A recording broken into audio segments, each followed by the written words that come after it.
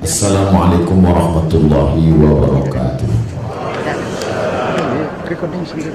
Alhamdulillah wa kafa wassalatu wassalamu ala al-habibil mustafa wa ala alihi wa ashabihi ahli tuqa wal wafa. Subhanaka la ilma lana illa ma 'allamtana innaka antal alimul hakim. Rabbi shrah li sadri wa yassir li amri wa hlul 'uqdatam min lisani yafqahu qawli. Yang amat berbahagia Puan Datuk Sri Panglima Dr. Hajah Nurlidah binti Tan Sri Datuk Amjasni. Yang amat berhormat Datuk Sri Panglima Haji Muhammad Syafi bin Haji Abdal Ketua Menteri Sabah, dan amat berbahagia Datin Sri Panglima Hajah Suryani binti Datuk Haji Shu'aib. Yang berbahagia Major Jenderal Datuk Zulkifli Rahmat Panglima Markas. Yang berbahagia hadirin hadirat muslim muslimat, insyaallah yang besar tak dihimbau pula, yang kecil tak disebut nama, kita semua dimuliakan Allah Subhanahu wa taala. Amin ya rabbal alamin. Tajuk kita malam ini adalah tentang Ahlus Sunnah wal Jamaah. Ada orang berfahaman bahawa semua yang dia lakukan ini sudah tertulis di Lauhil Mahfuz dan dia tiada kuasa untuk menolak. Na'udzubillah. Maaf, beribu maaf. Bila dia berbuat mencuri, lalu kemudian dia ditangkap, dan saat itu ditanya, mengapa awak mencuri? Sebab Allah dah tuliskan di Lauhil Mahfuz. Kemudian suatu ketika, ini yang saya cakapkan ini nyata, terjadi, bukan illusion. Suatu ketika ditangkaplah seorang peminum khamar pada masa Sayyidina Umar Ibn Khattab. Lalu dia ditanya, mengapa awak minum khamar? Kata dia, saya sebenarnya tak nak minum khamar, tapi dah tertulis di Lauhil Mahfuz. Maka kata Umar bin Khattab, bagi dia hukuman 2 kali ganda. Pertama, sebab dia salah minum khamar. Yang kedua, dia berbicara tentang akidah tanpa ilmu yang benar. Kelompok ini disebut dengan aliran Jabariyah. Diambil dari kata Jabar. Jabar artinya terpaksa. Orang yang terpaksa, jim ba ra, jabar. Orang yang terpaksa, majbur, dia terpaksa. Seperti pokok kayu yang dihembus angin. Jadi bila saya dibagi amanah untuk menyampaikan Ahlus Sunnah wal Jamaah, maka kita mesti keluarkan umat dari Jabariyah ini. Lawan daripada Jabariyah ini pula disebut dengan Qadariyah. Qadariyah mengatakan tak ada takdir. Maka rukun iman bagi orang Qadariyah ini 5 saja. Antu'mina billah wa malaikatihi wa kutubihi wa rusulihi wal yaumil akhir. Kata dia takdir tak ada. Sebab bila orang percaya kepada takdir ini, hanya akan melemahkan umat Islam saja. Beratus tahun kita dijajah oleh musuh dan umat Islam tak melawan. Mengapa awak tak berperang? Terima sajalah, ada takdir Allah. 2 kelompok yang saling bercanggah. Yang satu mengatakan berserah kepada takdir macam pokok kayu dihembus angin, tiada kuasa untuk melawan. Yang satu lagi pula mengatakan kita buang saja takdir ini, sebab takdir hanya akan melemahkan umat Islam. Maka di mana Ahlus Sunnah wal Jamaah? Ahlus Sunnah wal Jamaah mengatakan ada takdir, ada kuasa, tapi kita juga diberi Allah Ta'ala yang disebut dengan al-kasbu namanya, atau ikhtiar. Itu yang disampaikan oleh Al-Imam Abul Hasan Al-Ash'ari. Makanya kita sudah dirumuskan yang namanya Ahlus Sunnah wal Jamaah itu dalam 3 hal. Pertama, dalam akidah. Kedua, dalam fiqh. Ketiga, dalam akhlak. Ini diambil dari hadis Nabi SAW. Sebab kita zaman sekarang ni ada pula puak-puak yang bila kita bercakap, dia tanya, mana dalil? Mana hadisnya? Padahal andai kita sebut pun hadis, dia belum tentu juga faham. Tapi dia tanya, mana hadis? Hadis tentang pembagian yang 3, akidah, fiqh, dan akhlak, dari hadis Jibril alaihissalam. Manakala bertanya kepada Rasulullah SAW, ma huwal iman, wa ma huwal islam, wa ma huwal ihsan. Iman antumina billah wa malaikatihi wa kutubihi wa rusulihi wal yawmil akhir wa biqadri khairihi wa syarrihi. Sedangkan Islam anta syahada la ilaha illallah wa anna muhammadar rasulullah wa tuqimas salat wa tu'tiyaz zakat wa tasuma ramadan wa tahujjal bait in istata'ta ilaihi sabila. Sedangkan ihsan anta ta'budallaha ka'annaka tarah, engkau sembah Allah seakan-akan engkau memandang kepada dia. Fa illam takun tarahu fa innahu yaraka. Bila matamu tak dapat memandang melihat dia, sesungguhnya dialah yang melihat engkau. Maka ketiga-tiga inilah yang mesti dipegang umat Islam dalam yang disebut Ahlus Sunnah wal Jamaah. Akidah kita bukan Jabariyah, bukan Mu'tazilah. Tapi Jabariyah, Mu'tazilah ini tak boleh dibunuh. Orangnya mungkin boleh ditangkap, tapi idea, pemikiran dia maka berkembang di university, di YouTube, di internet. Dia sampaikan ini.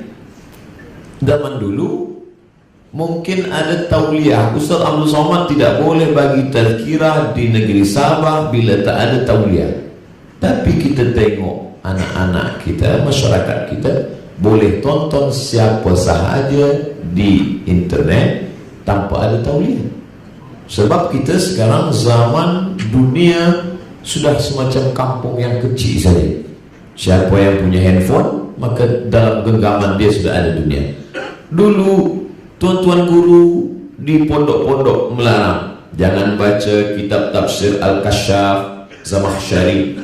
Kalau nak ambil balaghah bahasa sastranya okey, tapi nanti takut pemikiran rosak disebabkan akidah dia Mu'tazilah. Tapi zaman sekarang, mana kitab buku yang paling kita larang? Saya pensyarah di Universiti Islam Sultan Syarif Qasim. Bila saya cakap di kelas, jangan baca buku ini, pelajar akan bertanya, buku apa Ustaz? Buku ini. Dia tanya tu, dia nak cari buku tu. Maka bila kita larang, sebenarnya saat itu kita sedang iklankan. Oleh sebab itu bila malam ni saya cakap yang paling berbahaya adalah Mu'tazilah, kerana tak percaya kepada takdir. Bahaya Mu'tazilah, dia mengatakan Allah tidak tahu apa yang terjadi esok pagi sebab tak ada takdir. Sedangkan bahayanya Jabariyah, semua kesalahan dilimpahkan kepada Allah Subhanahu wa ta'ala. Sedangkan kita Ahlus Sunnah wal Jamaah percaya bahwa Allah menetapkan takdir, tapi ada kuasa bagi manusia yang disebut dengan al-kasbu atau ikhtiar. Saya memang ditakdirkan untuk bicara di hadapan orang-orang mulia malam ini. Memanglah saya ditakdirkan untuk bicara, tapi saya tetap ada usaha untuk melangkahkan kaki naik ke atas untuk bertanya, apakah saya naik dari samping atau dari depan, supaya jangan silap dan salah apa yang mesti saya cakapkan, apa yang mesti saya sampaikan. Ada ikhtiar. Manusia dalam hidup ini terbagi kepada dua. Ini yang disebutkan oleh Syekh Muhammad Sa'id Ramadan Al-Buti. Al-insan, manusia, bainal musayyar wal mukhayyar, antara memilih atau yang dipilihkan oleh Allah SWT. Ada saatnya kita boleh memilih, ada masanya kita tak boleh memilih. Contoh, saya sebagai orang Melayu dari Pulau Sumatera, itu saya tak boleh memilih. Memang Allah memilihkan saya. Masa itu Allah menciptakan manusia arba'una yawman nutfah, 40 hari dalam bentuk air. Summa yakunu 'alaqatan mithla dhalik, 40 hari dalam bentuk alaqah, darah. Summa yakunu mudghatan mithla dhalik, 40 hari dalam bentuk daging. 40 hari air, 40 hari darah, 40 hari daging. 120 hari, summa yursalul malaku, datanglah malaikat yang diutus Allah. Saat itu malaikat meniupkan roh ke dalam rahim perempuan orang Melayu di Sumatera, maka saya pun menjadi orang Melayu. Kalau boleh memilih saat itu, mungkin saya nak jadi orang Jepun, tapi masa itu kita tak ada pilihan. Masa itu kita musayyar dijalankan, kita tak berjalan sendiri, tapi ada masanya mukhayyar memilih. Ustaz Abu Somad kata Datuk Mufti berjumpa dengan saya di Kuala Lumpur bulan Februari. Kami nak jemput Ustaz Abu Somad ke Sabah. Saat itu saya ada dua pilihan, pergi atau tak pergi, datang atau tak datang. Masa itu saya mukhayyar, ada dua pilihan. Nah sekarang manusia ini ada yang dia anggap hidup dia ini tak ada pilihan. Dia anggap semuanya sudah suratan. Lalu semua kesalahan, kekeliruan dia pun dia limpahkan kepada Allah SWT. Na'udzubillah. Apa bezanya kita dengan orang yang dihukum pada masa Umar Ibn Al-Khattab? Ini berbahaya sekali bagi umat. Oleh sebab itu malam ini saya dibagi tajuk bagaimana menjelaskan ahli sunnah wal jamaah kepada masyarakat. Maka orang-orang ulil amri yang diberi Allah, dititipkan amanah kekuasaan, mesti faham lebih dulu tentang ahli sunnah wal jamaah sebelum masyarakatnya, sebab mereka adalah orang-orang yang diberikan dua balasan, sebagaimana surat Nabi SAW kepada raja daripada Rom, aslim taslam, bila engkau masuk Islam kau akan selamat. Falaka ajrani, kalau kau masuk Islam balasan engkau dua. Pertama, engkau Islam. Yang kedua, rakyat engkau Islam kerana engkau. Begitulah hebatnya orang-orang yang punya kekuasaan. Bila mereka Islam, maka dia pun mendapatkan dua. Begitu juga sebaliknya. Bila mereka tidak tunduk patuh kepada Islam, maka mereka juga ikut bertanggung jawab di hadapan Allah Subhanahu wa taala. Kullukum ra'in, setiap kamu adalah pemimpin, wa kullukum mas'ulun an ra'iyati, setiap kamu akan ditanya tentang apa yang kita pimpin di hadapan Allah Subhanahu wa taala. Termasuk air ini juga ditakdirkan untuk saya. Tapi masa ini saya ada ikhtiar untuk minum atau tak minum. Dan saya pula ada al-kasbu, diberikan Allah kuasa. Ada Allah pinjamkan pada saya sama dengan, ada Allah bagi pada saya basar, pandang. Allah bagi pada saya fuad, hati untuk merenung. Saya tengok tadi ada naik saudara saya seiman. Lepas itu saya pun berfikir, kira-kira sesuai tak kalau saya minum? Layak tak kalau saya minum? Disitulah datang tuntunan Nabi Muhammad SAW dalam hadis Sahih Muslim. Apa kata Nabi? La yashrabanna ahadukum qa'iman, janganlah kamu minum berdiri tegak. Faman nasiya falyastaqi, siapa yang lupa maka hendaklah dia memuntahkan air yang sudah masuk ke dalam mulutnya. Itulah maka saya tak minum. Maka disebut faham saya ini faham ahlus sunnah, kerana mengikut sunnah Nabi Muhammad SAW. Tapi mengapa ada hadis menyebut Nabi syariba min ma'i zamzam qa'iman? Hadis sahih juga. Nabi minum air Zamzam tegak berdiri. Oke, saya pindah.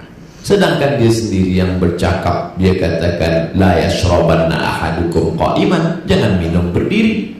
Bila dia melarang orang minum tegak berdiri, dia sendiri minum berdiri. Maaf, orang yang tak paham boleh tuduh Nabi munafik. Beza cakap dia dengan perbuatan dia.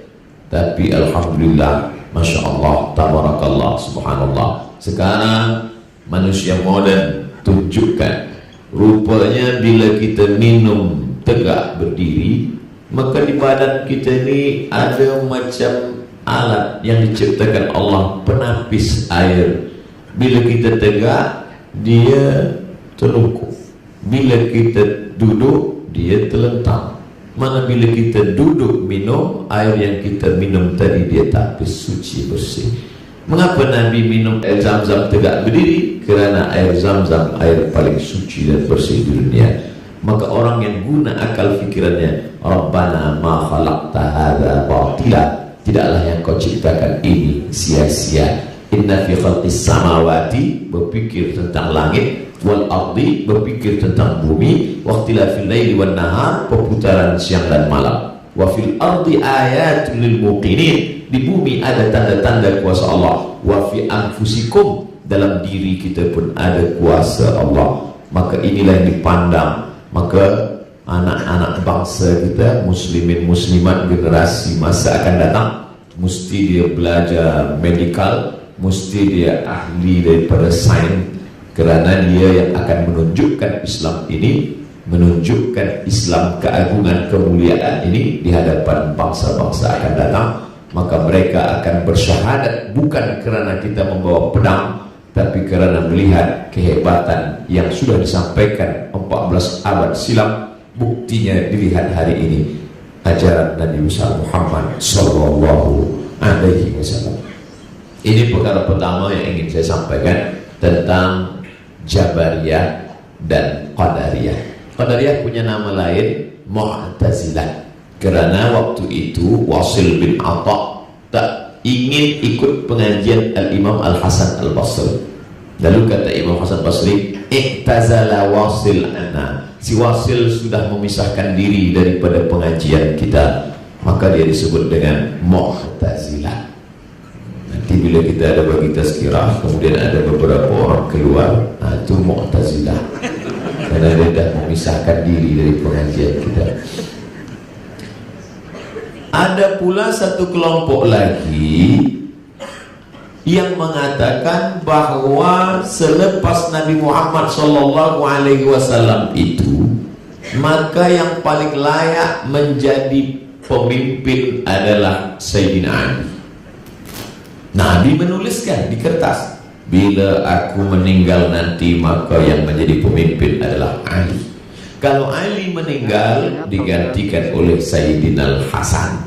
Hasan meninggal, digantikan Sayyidina Husain. Husain meninggal, digantikan oleh Sayyidina Zainal Abidin.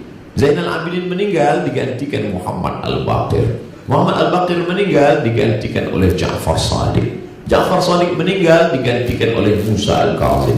Musa Al-Kazim meninggal, digantikan oleh Ali Ridha, sampailah pada imam yang ke-12. Maka disebut kelompok ini dengan Syiah Imamiyah Ithna Asyariyah. Mengapa disebut Imamiyah? Kerana dia wajib beriman imam.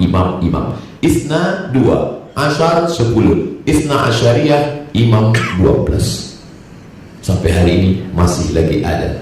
Jabariyah pemikirannya saja, negara tak ada. Mu'tazilah, Qadariyah pemikiran saja, negara tak ada. Tapi Imamiyah ada yang dah jadi negara.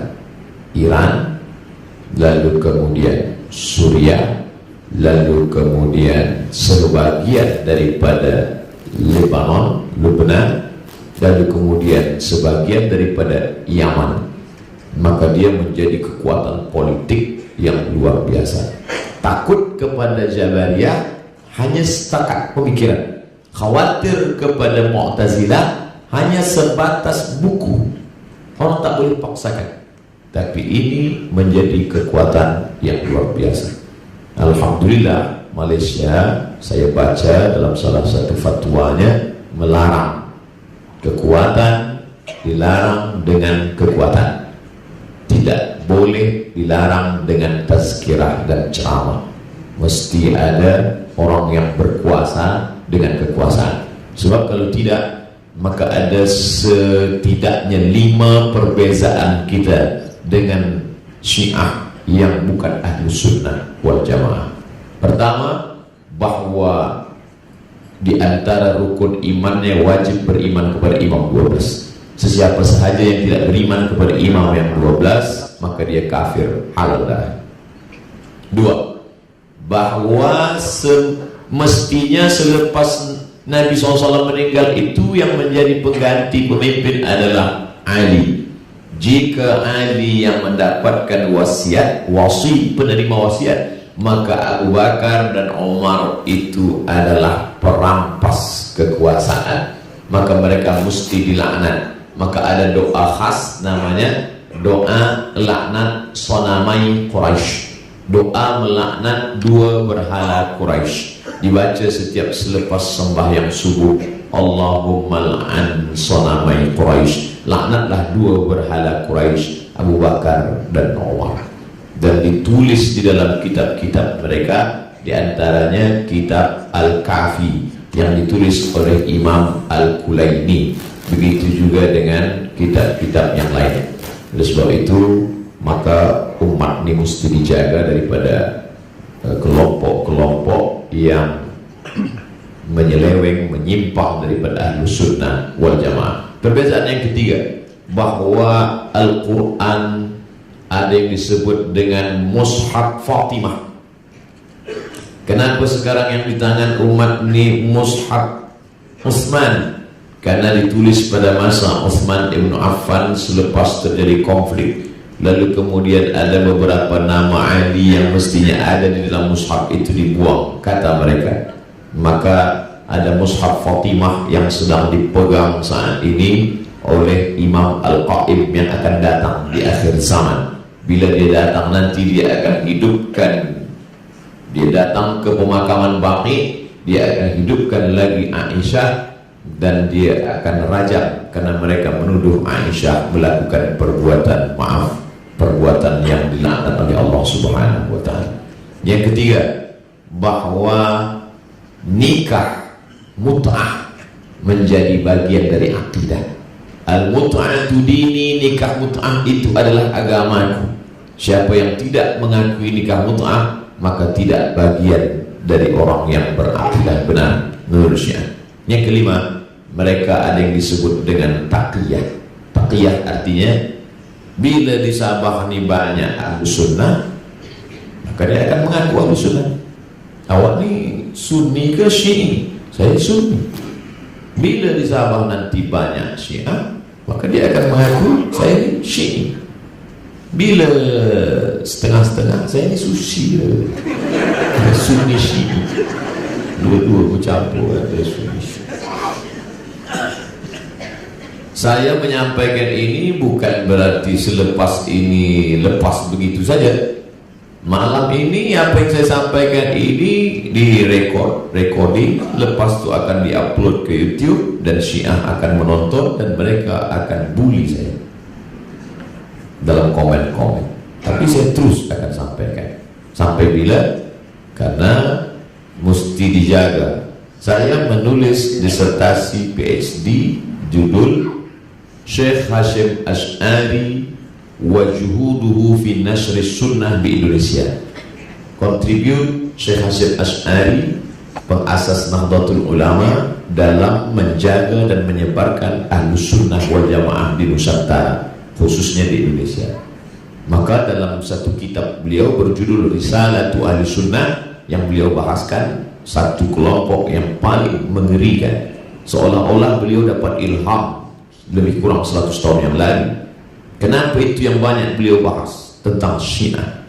Kerana saya yakin Allah ilhamkan pada beliau, ittaqu firasatal mu'min, takutlah pada firasat seorang beriman, fa innahu yanzuru bi nurillah, karena dia memandang dengan nur cahaya dari Allah. Mengapa dia panjang bahas tentang Syiah? Kerana dia faham bahwa kelompok ini mungkin akan besar di masa akan datang. dan anak cucu kita menjadi korban kalau kita tak kuatkan akidah Ahlussunnah wal Jamaah. Tapi saya yakin dan percaya Malaysia tidak hanya tazkirah, tak hanya khutbah, tapi ada perundang-undangan, ada fatwa. Maka negeri ini dijaga. Mudah-mudahan negeri-negeri di Nusantara tetap dijaga daripada kelompok-kelompok yang menyimpang daripada Ahlussunnah wal Jamaah. Amin ya rabbal alamin. 20 menit saya bahas tentang akidah, karena tadi 3: akidah, fiqh, dan akhlak. Seterusnya kita bahas yang kedua, yaitu fiqh. Ahlussunnah wal Jamaah dalam bidang fiqh ini 4. Pertama, mazhab Imam Nu'man bin Thabit. Kampung dia di Kufah, meninggal tahun 150 Hijrah.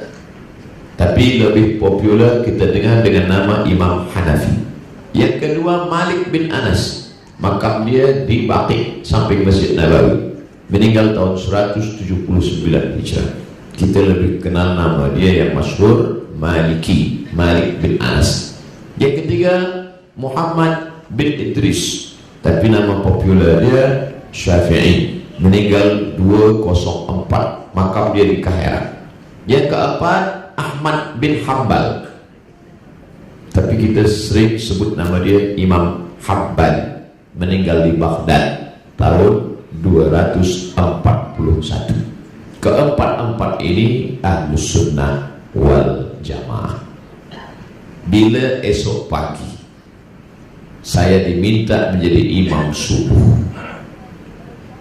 bukan saya nak minta jadi imam, tak, saya bila diminta jadi imam subuh, saya pun maju jadi imam. Allahu Akbar. Bismillah, saya baca sir.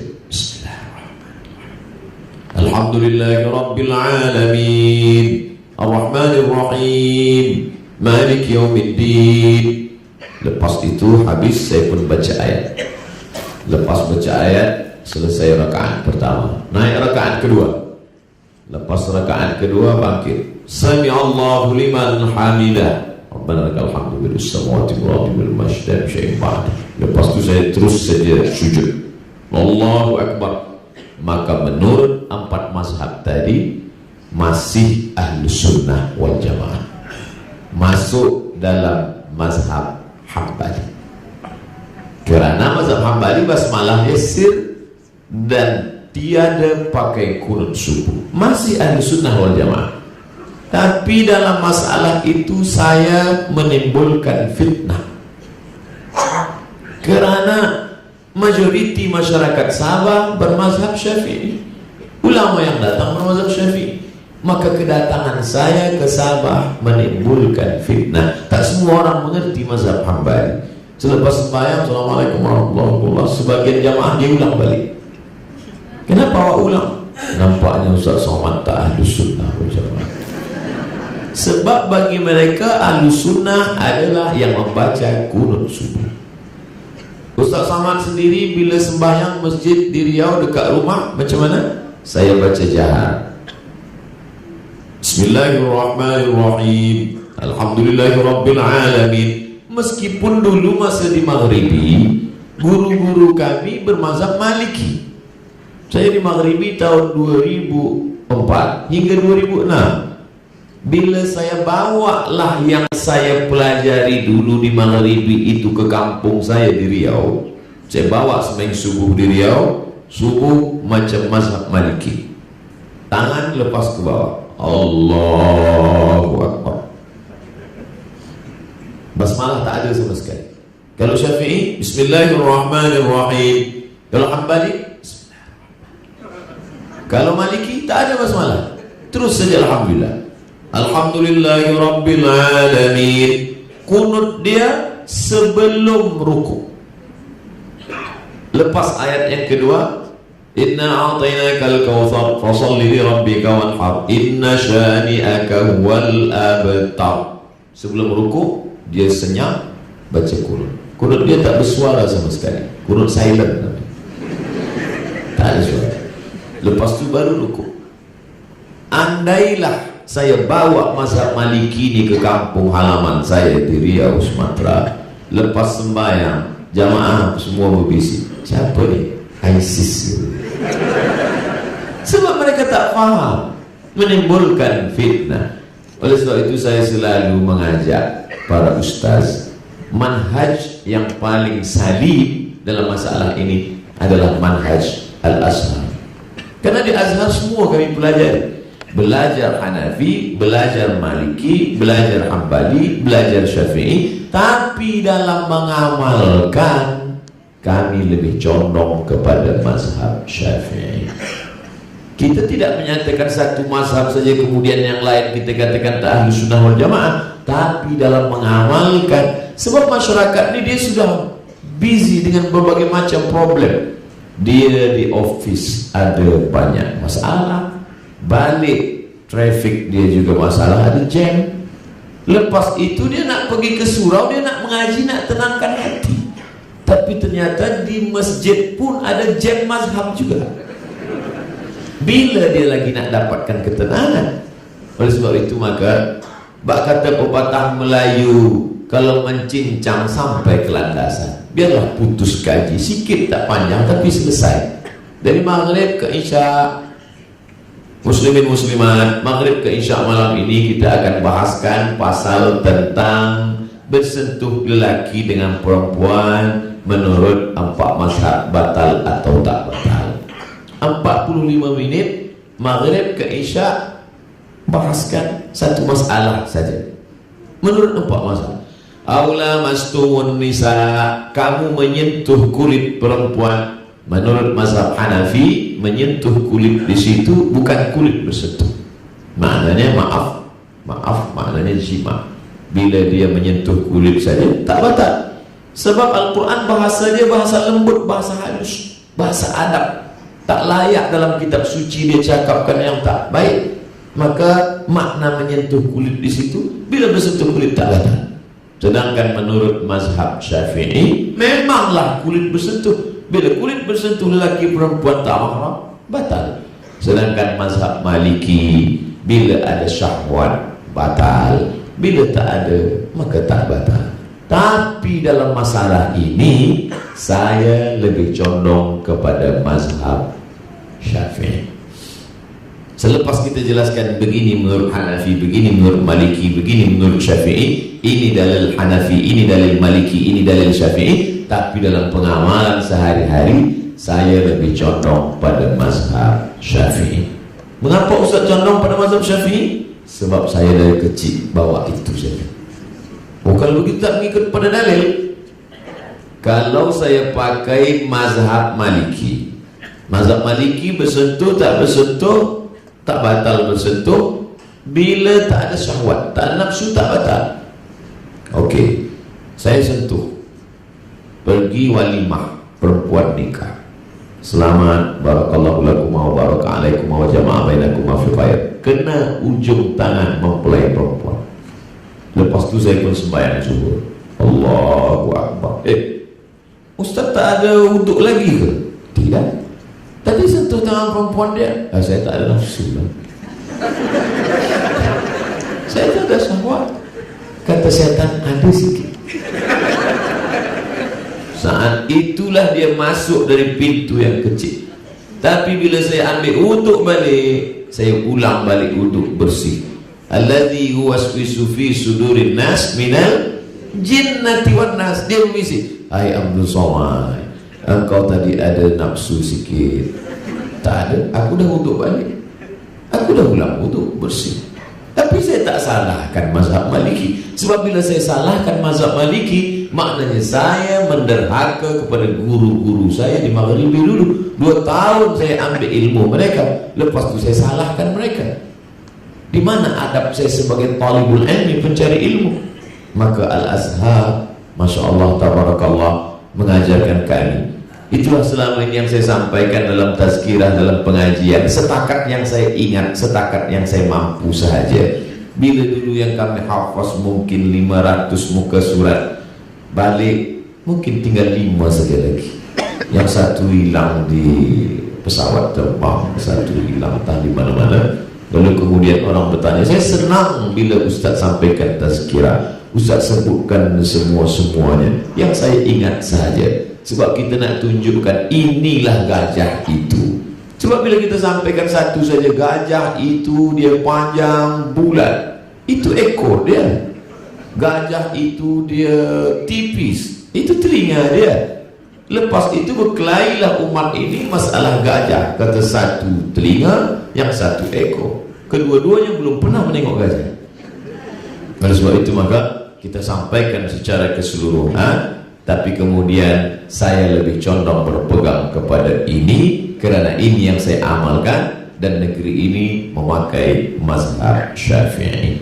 Adapun Sabah, tadi lama bercerita dengan Datuk Seri tentang bagaimana kerajaan Brunei, kerajaan Sabah, kerajaan Sulu, para petualang explorer dari Bajau, lalu kemudian dari Bugis, Makassar, Banjar, semua Nusantara ini mereka berpegang kepada mazhab Syafi'i kerana kitab-kitab mereka adalah yang ditulis oleh ulama mazhab Syafi'i.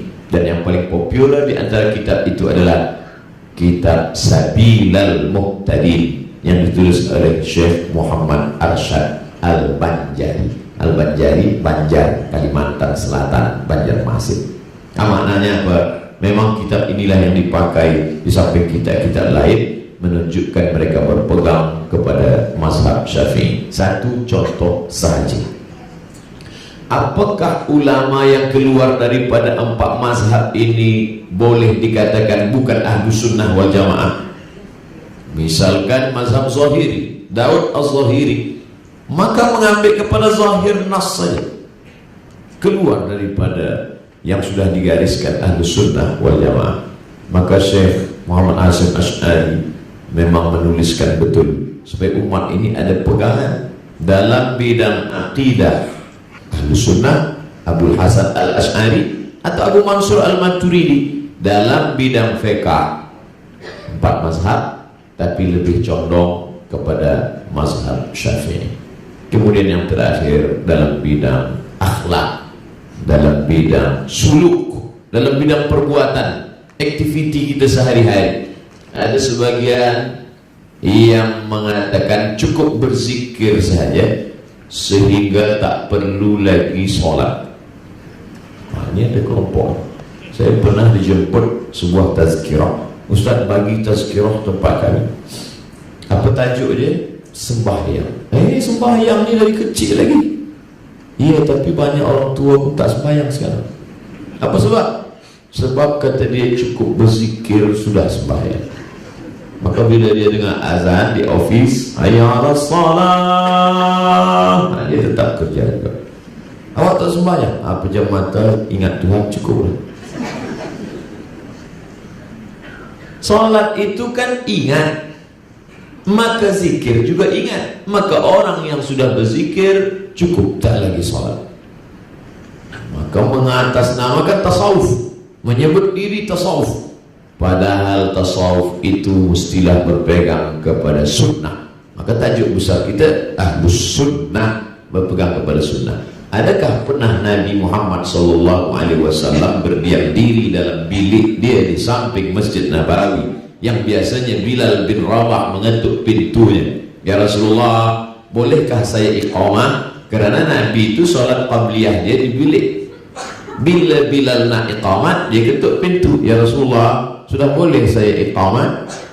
Dulu begitu. Dulu Bilal tak boleh iqamat sebelum ada izin dari imam. Sekarang Bilal iqamat sebab jam dah berbunyi. Dulu Bilal bertanya, ya Rasulullah, dah boleh saya kumandangkan iqamat?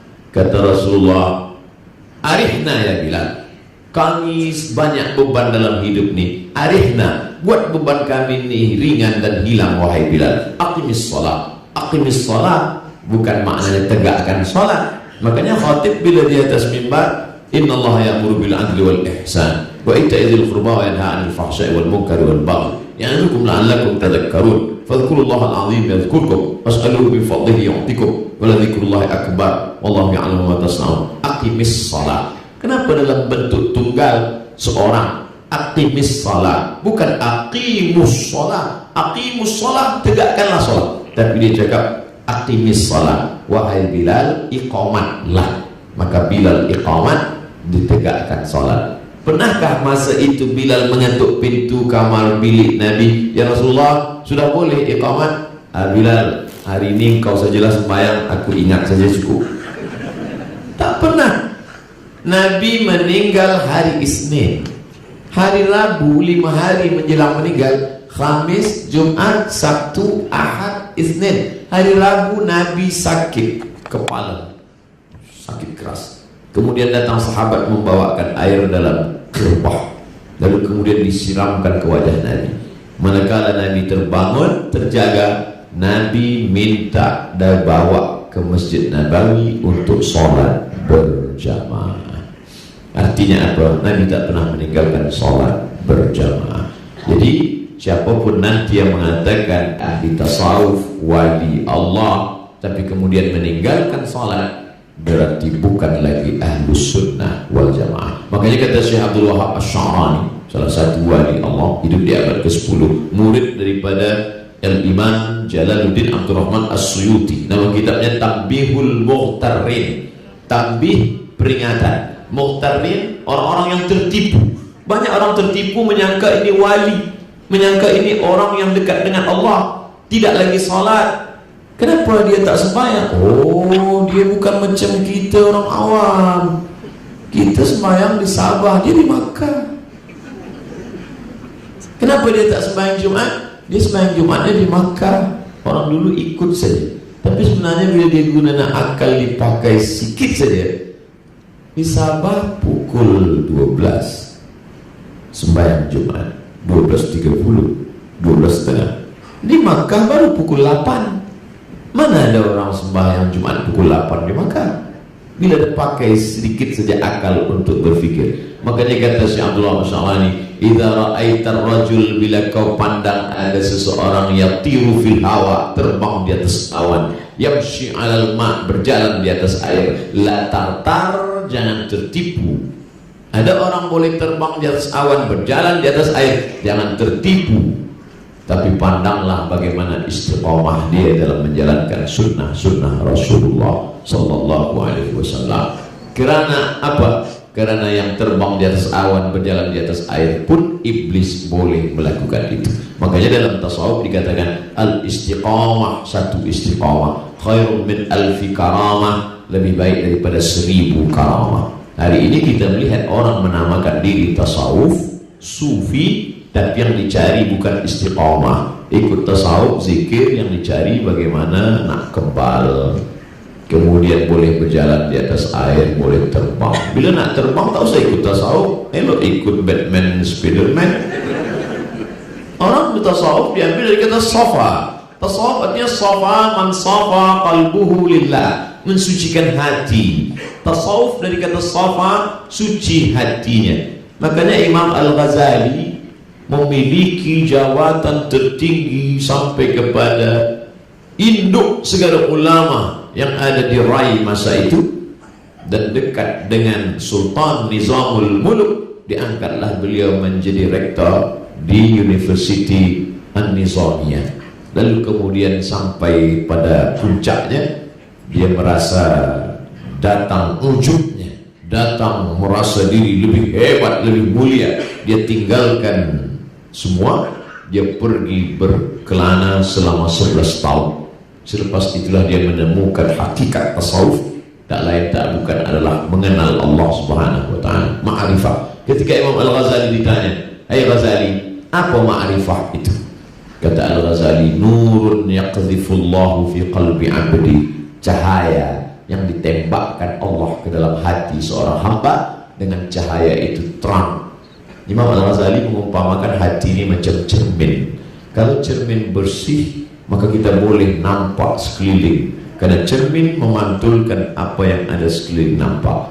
Bila satu dosa, cermin hitam. Satu dosa, 2 titik hitam. 3 dosa, 3 titik hitam. Dosa, cermin menjadi hitam.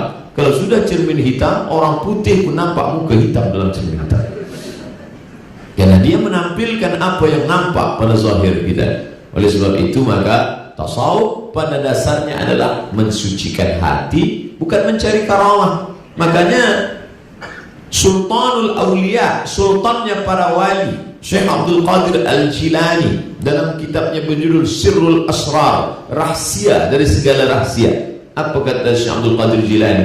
Bagi wali-wali Allah, karamah itu sama macam maaf beribu maaf. Karamah itu sama macam anak gadis pertama kali uzur haid, dia malu.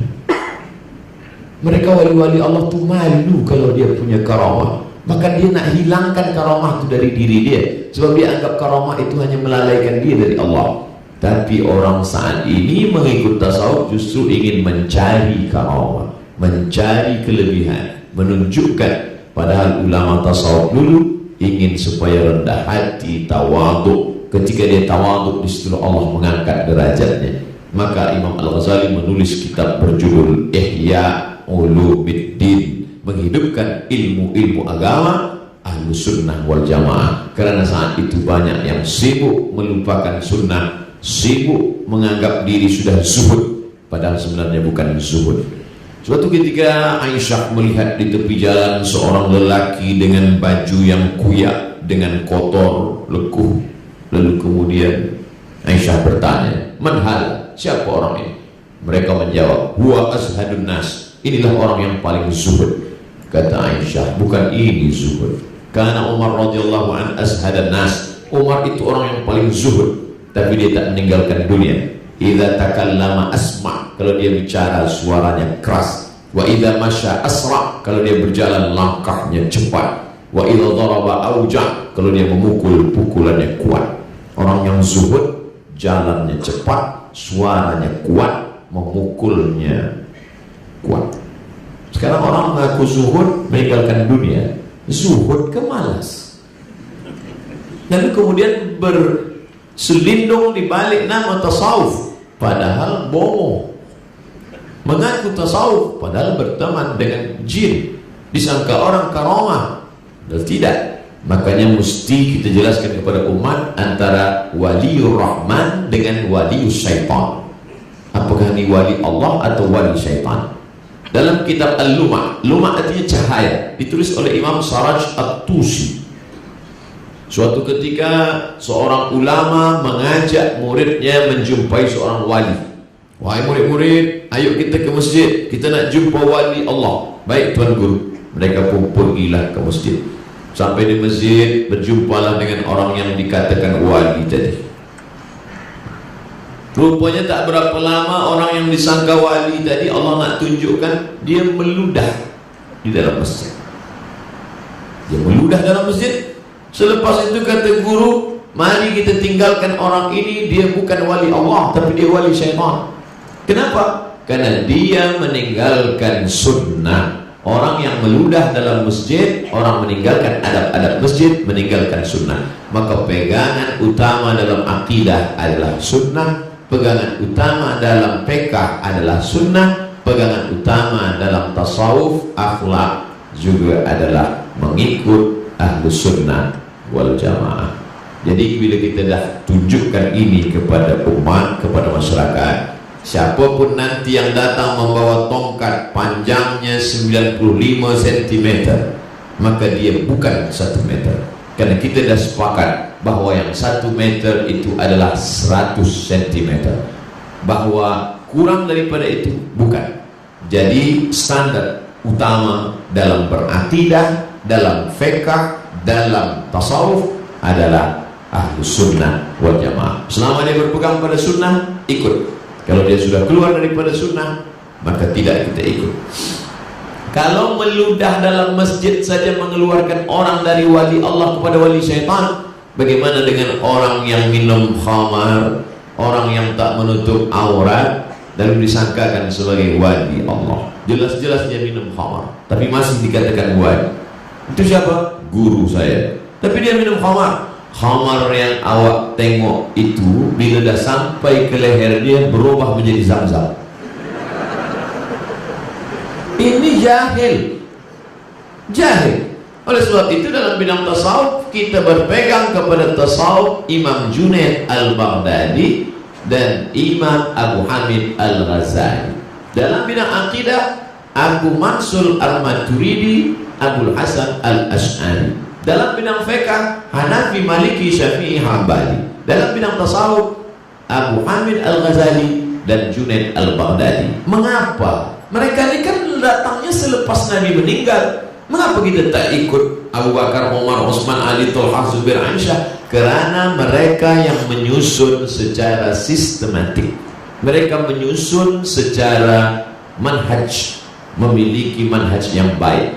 Selepas Nabi Muhammad SAW, mereka tulis kitab sempurna, tapi mereka tidak menambah-nambah agama. Agama sudah sempurna, tapi mereka menyusun begitu indah dan baik. Inilah yang kita ajarkan kepada umat hari ini. Jadi tidak lagi tazkirah am saja, tapi tazkirah tak keluar daripada 3. Hari Isnin, malam Selasa, akidah sifat 20, wujud tidak baqa, mukhalafatul hawadits, tiamu nafsi wa dan yaqutur nur ilmu hayat sama pasal kal. Hari Selasa malam Rabu mengkaji masalah fiqh dari mulai taharah sampai wudu, sampai tayamum, sampai salat, sampai zakat, haji. Dalam masalah akidah, dalam masalah tasawuf diawali dari takhalli. Takhalli menghilangkan penyakit hati.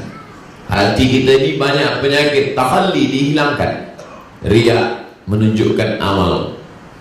Semua amal nak tunjukkan. Dulu orang menyimpan amal, sekarang semua tunjuk. Sampai tahajud pun nak streaming juga. Semua nak tunjukkan. Berdoa, dulu orang berdoa menghadap ke Ka'bah. Ini Ka'bah berdoa, sekarang tak, Ka'bah di belakang. Semua nak tunjukkan pada semua manusia. Mengajak, okey, tak masalah. Tapi ketika menceritakan amal, maka yang pertama kali dalam tasawuf takhalli, kosongkan hati daripada riya, sum'ah, memperdengarkan amal, kosongkan hati daripada takbur, kosongkan hati daripada nifaq, munafik, kosongkan hati daripada kufur. Setelah hati tadi kosong, barulah tahalli, diisi dengan zikir, diisi dengan syukur, diisi dengan ridha, diisi dengan tawakal. Setelah dia berisi, barulah tajalli. Tajalli bukan lagi usaha kita, tapi pemberian anugerah dari Allah Subhanahu wa ta'ala. Sama seperti kita ada cawan.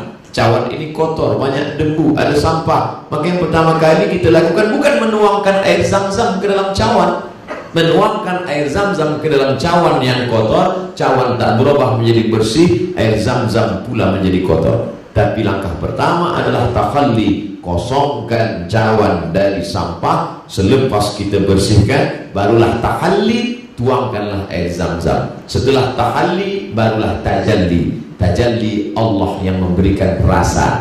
Selepas itu barulah minum air zam-zam. Allahumma inni as'aluka ilman nafi'an wa rizqan wasi'an wa shifaan min kulli da'in wa saqamin bi rahmatika ya arhamar rahimin. Terasalah dia bagaimana manisnya iman, terasalah dia bagaimana lezatnya air zam-zam. Tajalli adalah pemberian dari Allah Subhanahu wa ta'ala. Ahlus sunnah wal jamaah tak keluar dari yang 3: akidah, fiqh atau syariat, dan akhlak. Dalam bidang akidah Abu Mansur al-Maturidi, Abu Hasan al-Ash'ari. Dalam bidang fiqh Hanafi, Maliki, Syafi'i, Hambali. Dalam bidang tasawuf Abu Hamid al-Ghazali dan Junaid al-Baghdadi. Para ulama sudah menyusun ini, diterjemahkan ke dalam bahasa Melayu, lalu kemudian kita tinggal menyampaikan dan diamalkan. Maka kita jaga negeri ini tetap dalam naungan Ahlus Sunnah wal Jamaah, insyaallah. Amin ya rabbal alamin. Setelah saya sampaikan ini, apa kewajiban kita sesuai dengan kemampuan kita masing-masing. Bila kita seekor gajah, bawalah satu kayu yang besar. Tapi bila kita hanya seekor semut, bawalah sebutir gula. Perumpamaan, Abdul Somad tak ada kuasa apa-apa, maka Abdul Somad kemana-mana bawa sebutir gula saja. Kalau dia nak bawa kayu, patah tulangnya. Sedang satu gula yang dibawa ini pun banyak juga yang membuli di internet. Tapi bila kita ada kuasa, bila seekor gajah membawa sebutir gula, orang tersenyum. Awak ni gajah apa semut? Kenapa tak pakai kekuasaan yang dititipkan Allah sebagai amanah untuk menjaga Ahlus Sunnah wal Jamaah. Makanya Salahuddin Al-Ayyubi merubah masjid Syiah menjadi masjid Ahlus Sunnah wal Jamaah. Mana itu? Masjid Al-Azhar. Masjid Al-Azhar Kairah diasaskan oleh Jauhar As-Siqili. Siqili, Sisilia, Andalusia, Spain sekarang. Bila saya sebut di kelas bersama mahasiswa, Sisilia, Cordova, Kurtuba, mereka tak tahu. Tapi bila saya sebut Real Madrid, Barcelona, apa-apa, dekatlah itu, satu negeri yang sama. Betapa jauhnya pengetahuan pelajar-pelajar kita hari ini pada negeri yang sama. 700 tahun umat Islam berkuasa, kekuasaan begitu hebat. Oleh sebab itu, selama ada orang-orang yang amanah, yang diberikan Allah kekuasaan, makanya kata Imam Ahmad bin Hanbal, seandainya engkau punya doa yang makbul tapi doamu cuma satu, jangan minta istri salihah, karena tak mungkin berbagi dengan orang lain. Tapi mintalah pemimpin yang adil, sebab bila dapat pemimpin adil, Ahlus Sunnah wal Jamaah tegak. Masjid Al-Azhar berubah menjadi Masjid Ahlus Sunnah karena pemimpin adil Salahuddin Al-Ayyubi. Banyak orang yang mencela tasawuf. Tasawuf tidak mengajarkan jihad, tasawuf hanya berzikir saja. Orang lupa Salahuddin Al-Ayyubi yang membebaskan Palestina dari perang salib adalah orang yang menghatamkan kitab Ihya Ulumuddin Al-Ghazali. Kenapa Al-Ghazali tak bercerita tentang jihad? Kenapa Al-Ghazali tidak mengajak umat untuk berjihad? Al-Ghazali bercerita jihad yang lebih hebat, jihad melawan hawa nafsu, hubbud dunia, cinta dunia, wa karahiyatul maut, takut mati. Segala punca maksiat hari ini berawal dari hubbud dunia, hubbud dunia, hubbud dunia. Cinta kepada dunia, cinta kepada harta, cinta kepada kuasa, cinta kepada syuhrah, cinta kepada populariti, cinta kepada segalanya. Al-Ghazali membersihkan itu semua dari hati Salahuddin Al-Ayyubi, sampai akhirnya Salahuddin Al-Ayyubi siap, dan dialah yang membebaskan Palestina. Bila ingin membebaskan Palestina hari ini, mesti ada hati seperti hati Umar bin Khattab, hati seperti Salahuddin Al-Ayyubi. Umar sudah berbuat, Salahuddin sudah berbuat. Yang ketiga siapa? Insya Allah akan datang dari Nusantara, insya Allah. Amin ya rabbal alamin. Karena kita yang belum pernah dapat, India sudah pernah, Turki sudah pernah, Mongol sudah pernah, tapi Nusantara belum. Maka kita menjaga Nusa pulau antara luar Nusantara, pulau-pulau yang berada di luar benua yang besar. Ada pulau-pulau kecil, Pulau Sumatera, Semenanjung, Pulau Kalimantan, Pulau Sulawesi, Borneo, Papua. Pulau-pulau ini Nusantara.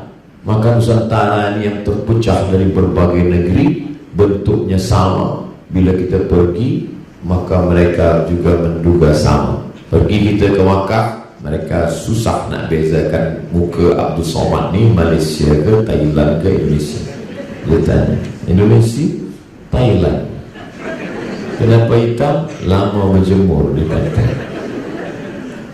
Kita ni kemiripan, dari mula wajah, bahasa ada kesamaan, tapi disatukan oleh satu bahasa, satu agama. Adapun yang tidak beragama dengan kita, maka mereka juga saudara kita dalam ukhuwah insaniyah. Orang yang kita ingin selamatkan, bila kita tegak di tepi jalan, kita akan tarik tangan orang yang bila ada mungkin terjadi accident, kita tarik tangan dia.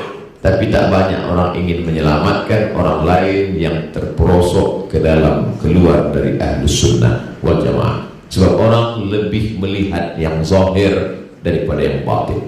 Bila ada orang terkena yang zahir, accident, dia selamatkan. Tapi bila ada orang yang accident batin, yang tak nampak, faham apapun yang merusak kepalanya, dia biarkan.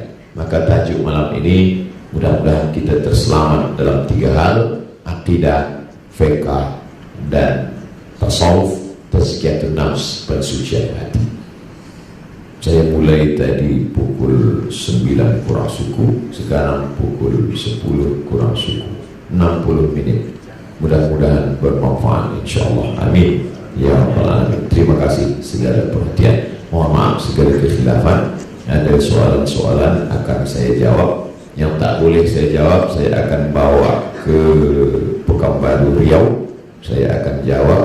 Saya buatkan video, akan diupload di channel Ustaz Abdul Somad Official. Jangan lupa subscribe, like, and share.